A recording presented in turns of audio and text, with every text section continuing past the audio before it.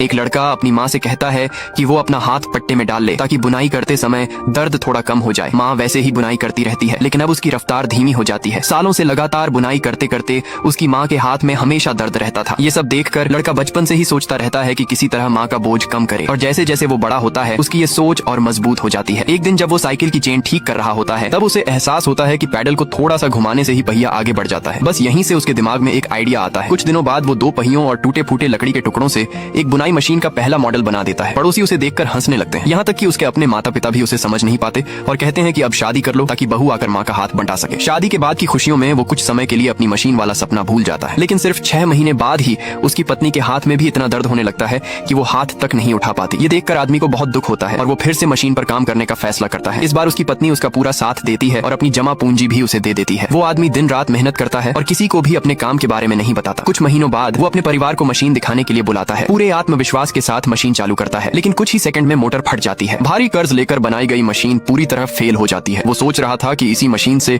वो अपने कर्ज चुका देगा, लेकिन अब कर्जदार उसे घर बेचने पर मजबूर कर देते हैं। उसका पिता उसे नाकामयाब कहता है और उसकी माँ भी उससे निराश हो जाती है। उस रात वो अकेला नदी किनारे चला जाता है। दुख और निराशा उसे तोड़ देते हैं, लेकिन अगली सुबह वो वापस घर लौट आता है। उसकी पत्नी उसे बिल्कुल दोष नहीं देती, बल्कि अपने गहने निकाल कर कर्ज चुकाने में मदद करती है। अगले दिन दोनों शहर जाने का फैसला करते हैं। वहाँ वो आदमी रिक्शा खींचकर पैसे कमाता है। 1 साल बाद वो अपनी पत्नी और बच्चे के साथ वापस अपने गाँव आता है। वो मशीन को फिर से बनाना चाहता है, लेकिन उसका पिता सख्त विरोध करता है और गुस्से में मशीन पर पेट्रोल डालकर उसे जला देता है। ऐसे में सिर्फ उसकी पत्नी ही उसे हिम्मत देती है कि वो हार न माने। अब आदमी समझ जाता है कि लकड़ी की मशीन से काम नहीं चलेगा, इसीलिए वो स्टील से मशीन बनाने का फैसला करता है। दिन में मेहनत करके पैसे कमाता है और रात में मशीन पर काम करता है। उसके हाथों में अक्सर चोट और घाव हो जाते हैं, लेकिन वो रुकता नहीं। आखिरकार दूसरे साल में वो दूसरी मशीन बना लेता है, लेकिन उसे देखकर उसकी पत्नी कहती है कि इसमें कुछ गलत है। धागे का रास्ता गोल नहीं बल्कि 8 के आकार जैसा होना चाहिए। ये सुनकर आदमी टूट जाता है और गुस्से में मशीन तोड़कर कबाड़ में बेच देता है। लेकिन अगले ही दिन उसे अचानक समझ आता है कि एक छोटा सा सिलेंडर धागे को 8 के आकार में चला सकता है। वो तुरंत कबाड़ी के पास जाता है और सारे पार्ट्स वापस खरीद लाता है। लगातार सुधार करने के बाद आखिरकार मशीन तैयार हो जाती है। वो मशीन को अपने गांव लेकर आता है। जो पड़ोसी पहले उसका मजाक उड़ाते थे, अब वही उसे देखने के लिए जमा हो जाते हैं। वो आत्मविश्वास के साथ स्विच दबाता है, लेकिन मशीन चालू नहीं होती। वो बिना घबराए मोटर खोलता है और देखता है कि सिर्फ सर्किट पुराना है। वो उसे ठीक करता है। इस बार मशीन आसानी से चलने लगती है। उसकी सालों की मेहनत रंग लाती है और ये मशीन भारत में हाथ से होने वाली बुनाई के द्वार को बदल देती है।